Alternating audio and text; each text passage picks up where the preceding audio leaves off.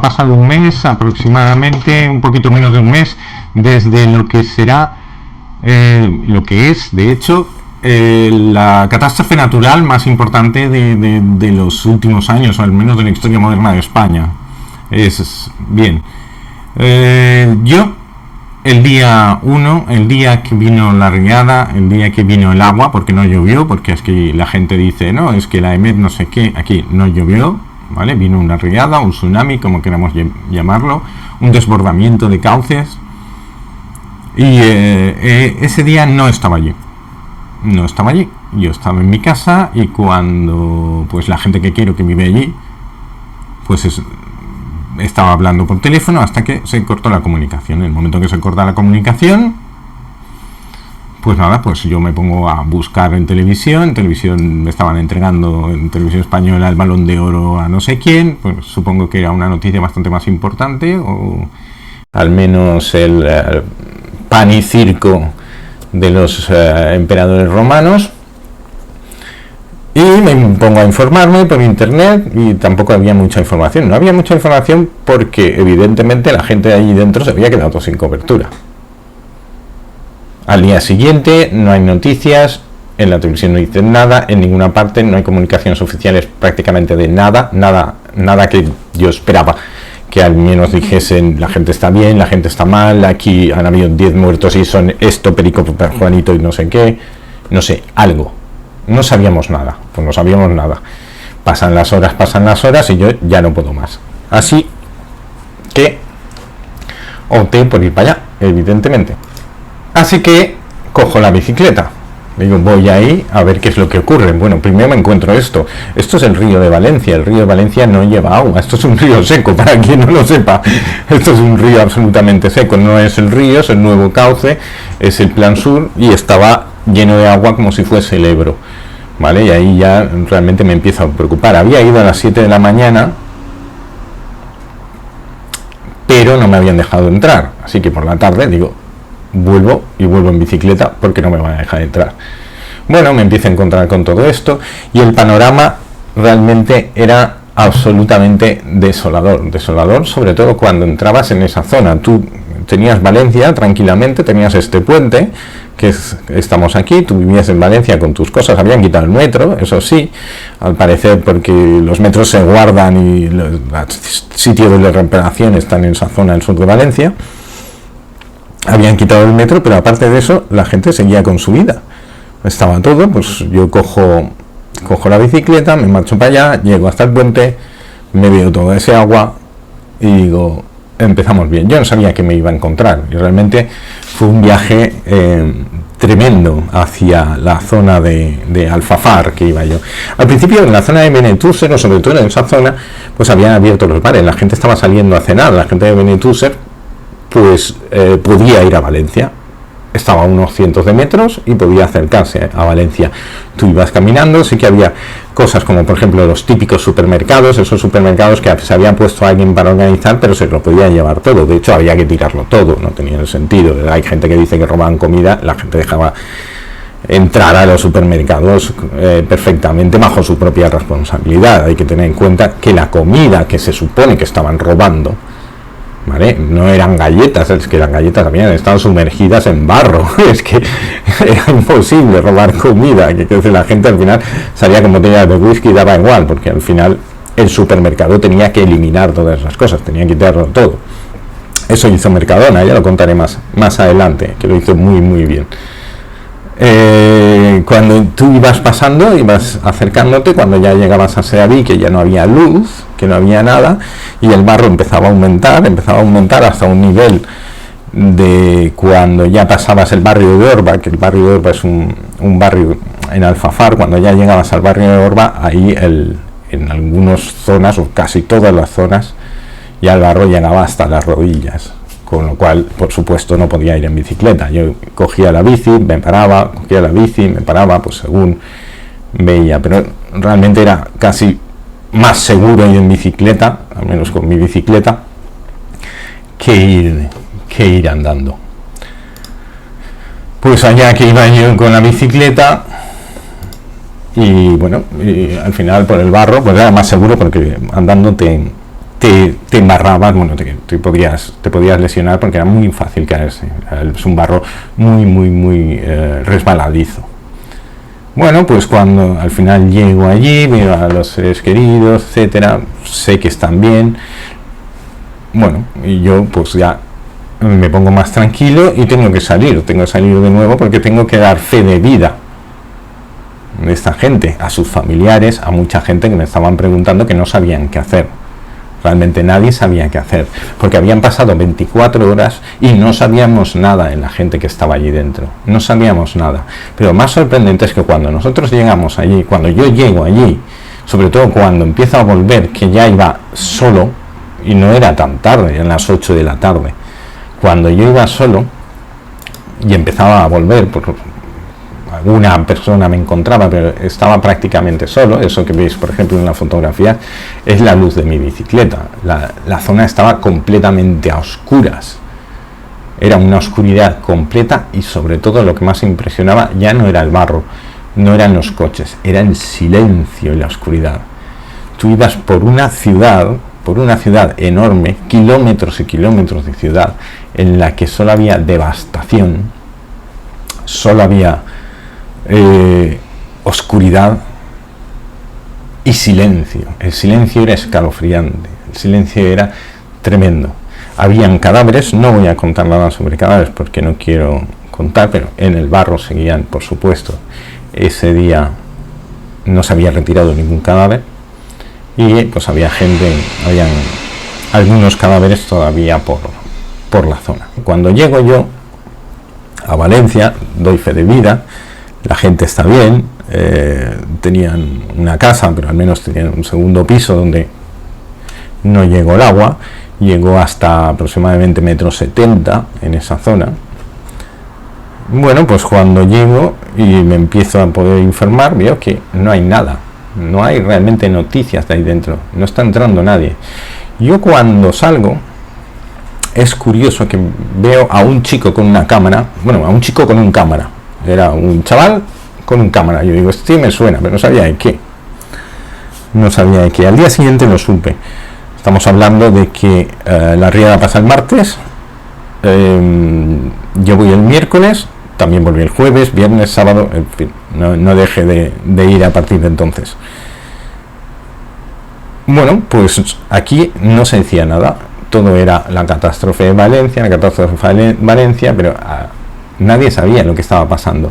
De hecho, cuando yo volvía en bicicleta, por toda esa oscuridad, había mucha gente que desde los balcones o de algún sitio, sobre todo en la zona más de Alfafar, más lejana, más abandonada, que no tenían contacto con el exterior ninguno, de ningún tipo, no había cobertura, no había, incluso si hubiese habido cobertura, no había electricidad, no podían cargar los móviles.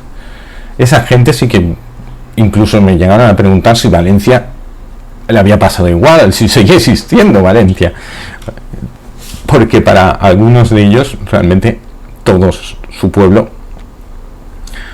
como tal había dejado de existir. Pues me pongo a informarme y no ocurre nada. ¿Qué quiere decir? No hay nada de nada. Pues sí, que la catástrofe, que no sé qué, hay imágenes de la catástrofe, de algunos pueblos, de Catarroja, de los que no tenían cobertura, no había nada.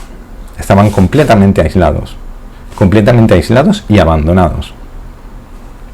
No tenían luz, no tenían agua corriente, no tenían calles, no tenían nada.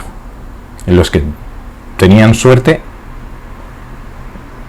yo por ejemplo no compro agua en el exterior, yo uso la brita, yo no habría tenido agua, ¿vale? Pero bueno, bien, pues todo esto ocurre, yo vuelvo y empiezo a ver ya en redes sociales pues cierta batalla política absurda que no entendía yo sobre, pues sí, que si el centro de emergencias, que luego se callaron, por supuesto, porque eso era una majadería más. Bueno, sobre varios temas. Y entonces era lo que a mí me empezó a escamar, y bueno, y a mí se me ocurrió poner en Twitter algunos tweets de de lo que estaba ocurriendo en Instagram y alguna fotografía de las que había hecho, sobre todo a la vuelta. A la ida, sinceramente, sin saber cómo estaba la gente, no tenía ninguna gana de hacer ninguna fotografía. A la vuelta pues me paré un par de veces o 3, tenía que, pues eso, las fotografías que estáis viendo, 5 o 6 fotografías, todo lo más. Porque yo lo que había visto es que habían pasado 24 horas y allí no había nadie. Uno se puede esperar que esté la Guardia Civil, que esté el Ejército, que estén siendo ayudados, que haya gente haciendo censos de si estamos todos bien, si alguien había pasado, pero no había pasado absolutamente nadie. Nadie para ayudar, nadie. Todos esos maravillosos servicios de emergencia, toda esa policía que no les acuso a ellos, pero que forman parte de lo que yo pago todos los meses y por lo que yo pago impuestos. No pago para todas las majaderías que están haciendo, sino yo pago impuestos para que me cuiden, para tener agua, para que tener la casa limpia. Para eso pago impuestos. Para que construyan las putas carreteras, para eso pago impuestos. No entendía nada y me puse a rajar un poquito con 2, 3 tweets con las fotografías que yo llevaba, y de repente, oh sorpresa, apareció un ejército de gentuza y me metieron en algo llamado la fachosfera. De repente, yo, como me quejaba y decía que no había nadie allí, que no podía hacerse, pues nada, estaba yendo en contra probablemente de lo que estaba diciendo Televisión Española o Amazon, es que me da igual. Es decir, ahí no había nadie, ni de la Generalitat, ni siquiera locales. Es decir, había gente como la Guardia Civil, que los únicos restos que tienen son estos que pongo aquí. No digo que no estuviesen, pero no tenían medios, todos sus medios se habían ido a la mierda, como podéis ver en la fotografía. Los coches de la Guardia Civil estaban al lado. Yo por ese coche de la Guardia Civil tuve que subir por el campo porque no había forma de pasar. Es decir, al principio me sabía mal, porque luego dije, ¿realmente estoy pensando en que voy a rayar el coche? Es decir, porque al principio cuando pasaba gente de los coches intentaban no rayarlos y luego vi que era absolutamente estúpido.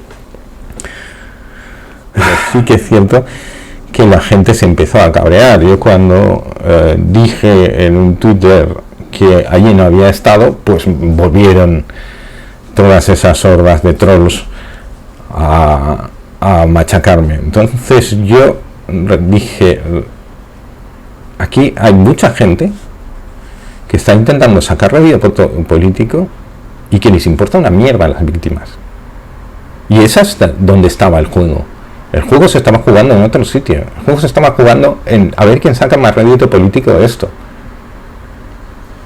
Y la gente se dio cuenta de que ellos seguían día 2, día 3, día 4. El día 4 vi un uniforme por primera vez. El día 4 vi un uniforme de 2 policías locales, eran 2 uniformes, ¿vale? No sea que me metan como un bulo. Eran 2 policías locales que se pasaban a ver durante el día. Pasaron por ahí. Día 4 creo que era sábado o algo así, no me recuerdo, sí, el día 4 recuerdo que era cuando vi. Yo hasta el día 7 no vi una máquina para retirar nada, ni barro ni nada, pero el día 4 empezó a suceder una cosa, que el día 3, el jueves por la noche, se emitió un programa que se llamaba Horizonte, en el que sí que llegaron aquí. Porque si bien estaba diciendo todo el mundo que ahí no se podía llegar, no se podía llevar ayuda, y esto lo estaba leyendo yo en muchos sitios, de bulos como la Radio de Televisión Española o cualquiera de esas terminales mediáticas del Estado, por una parte decían que no se podía pasar y era mentira. Yo llevaba 4 días pasando, tardaba como 45 minutos desde Valencia, más o menos, desde la zona de la Cruz Cubierta, ahí te ponías a andar, pues al final en 40-45 minutos te hacías el trayecto. Ida y vuelta, ida y vuelta, ida y vuelta a diario. Es que de repente llega el señor, el marido de Begoña Gómez, y dice que si queremos ayuda que la pidamos. Lo que tiene que hacer es pedirlo. Eso fue lo que tiene que hacer es pedirlo. Ahí dentro más conmoción o más indignación provocó. Lo que tiene que hacer es pedirlo. Eso no es ser un puto inútil como lo es Mazón, que es un puñetero inútil. No sé si se puede decir puto en YouTube. ¿Vale? Como es Mazón, un inútil, y con esa cara de panoli, de persona sobrepasada. Que, decir, eso no puede ser un líder. Dicen, no, es que tiene que emitir por esto, tiene que emitir, evidentemente. Es una persona que se vio sobrepasada, es que está en su cara, su rostro es una persona sobrepasada. Para esto necesitamos a alguien fuerte, quien sea. Pero alguien que en estos momentos se suba a un tanque como Boris Yeltsin y tome las riendas del asunto. Evidentemente fue una persona absolutamente sobrepasada. Pero una cosa es ser un idiota y hacer las cosas mal, y otra cosa es tomarnos el pelo. Aquella frase fue una tomadura de pelo. Y cuando a los 2 días o 3, no recuerdo bien, no estoy cogiendo la cronología exacta, cuando a los 2 o 3 días viene aquí y se lo quieren comer, es normal, porque nos había tomado el pelo. Porque eso es de tomarnos el pelo, eso es de tratarnos como basura. Es decir, si quieren más ayuda, que la pidan. Somos tus putos ciudadanos, los ciudadanos del país que gobiernas. Es tu puta obligación. Punto. No hacer rédito político y digo, no voy a hacer nada, que se mueran si es necesario, pero bueno, yo me tengo que quedar en mi asiento. Eso ha sido una de las actuaciones más patéticas y pobres que he visto yo jamás en una democracia. En una democracia, en cualquier sistema de gobierno. Es que ya no es hablar de una democracia, es de cualquier sistema de gobierno. Es que eso un dirigente no lo hace nunca. Un dirigente tiene que poner todos los medios a su alcance al minuto 1. Como se puso en Marruecos, que decía la ministra. Bueno, eso fue la absoluta indignación. Evidentemente, luego cuando fue a Paiporta, que lo quisiesen linchar, yo creo que podría haber sido un linchamiento. Estoy completamente convencido. Tenía que estar ahí dentro para entender lo que se estaba viviendo, para entender la tomadura de pelo que nos habían hecho. Teníais que estar ahí dentro. Y luego encima, para seguir calentándonos más, lo que dice en su declaración es: yo estoy bien. Yo estoy bien. A mí qué cojones me importa cómo estés tú. Yo estoy bien. A mí me importa cómo estamos ahí dentro. A mí me importa todo lo que ha pasado ahí dentro. Que han sido unas poblaciones completamente abandonadas. Y luego todavía hay gente que dice, no sé quién actuó desde el primer minuto. Ahí no había ni Dios. Ni Dios. Esto os lo puede decir Santiago Posteguillo, que estaba allí también, que lo dice mucho mejor que yo, porque es un gran escritor, porque los que estaban allí estaban solos, día tras día. Y cuando se hacía de día y tenías que seguir limpiando o haciendo lo que puedas, ahí estabas. Y entonces, bueno, ya he hablado de los bulos, ¿vale? Y hablaré más de los bulos, porque hay que tener muy poca vergüenza para desinformar como se ha desinformado y hablar de que los demás son los que hacen los bulos. Hay que tener muy poca vergüenza. Que después de Iker Jiménez y todos estos que se suponía que no se podía pasar y con una furgoneta normal acabaron entrando con una furgoneta tal cual y instalaron todas las antenas que necesitaban en nada, en 24 horas se prepararon, compraron antenas o consiguieron antenas e instalaron ahí para dar información de verdad desde donde estaba. Y lo que pasó, como dice ahí, que con la revolución de los balcones, fue la revolución de los balcones, porque la gente estaba hasta los cojones, y está hasta los cojones, porque a día de hoy, un mes después, hay barro a punta de pala.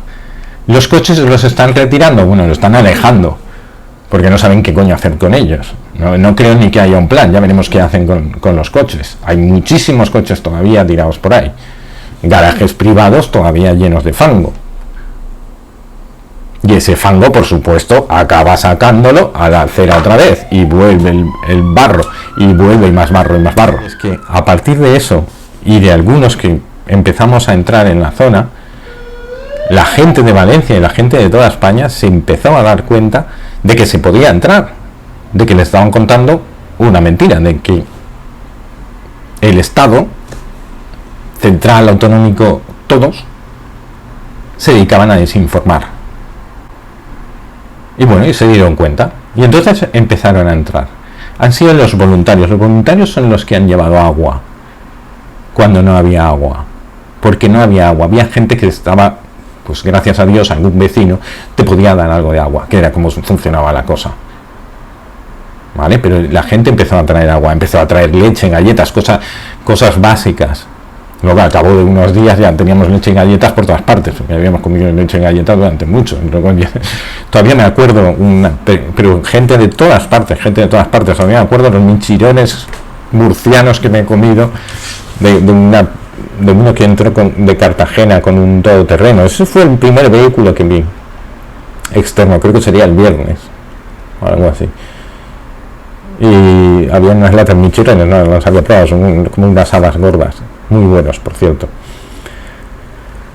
Luego oí los michirones hablar de que la Cruz Roja se estaba intentando llevar todo. Eso es cierto también. Toda esa gente, no es que no hubiese estado, es que no había ONG, son los clásicos, no estaban. ¿Quién estaba? Gente normal, la sociedad civil. El pueblo salva al pueblo. La sociedad civil es la que ha intervenido. La sociedad civil es la única que ha estado ahí, que ha llevado comida, ha ayudado a ancianos, ha limpiado casas. Es que no te puedes imaginar el sábado las riadas de gente que habían. El domingo no, porque ya pusieron que hay alerta roja y querían llevarlos a todos a no sé dónde, querían organizarlo, entonces ya la cagaron. Pero viernes y sábado empezó a ir la gente, pero a capazos. Luego, como no, había que instrumentalizar toda esa gente. Mal. Tremendo. Uy, están ayudando. Mal. Uy, están dando de comer. Fachas. Uy, están avisando de lo que hay ahí dentro. Fachas. Uy, no están de acuerdo con el presidente, nuestro magnífico líder. Facha. De repente todos nos convertimos en fachas. Todos los de ahí, los vecinos, los que ayudábamos, los que no sé qué. Pues ya no sé lo que es ser facha, si estar en contra de Pedro Sánchez, seas de donde seas, porque cualquier día a tuiteros como a gente como Anuj, que es de izquierdas, por haber criticado a Pedro Sánchez, va a ser otro facha. Es que facha es cualquiera hoy en día. Ramón Tamames, Felipe González, aquí parece que lo somos todos. Eso ya hablaré otro día de cómo Goebbels hablaba. Repasaremos las 11 propuestas de Goebbels, los 11 principios de la propaganda, pero será otro día. Muchas gracias.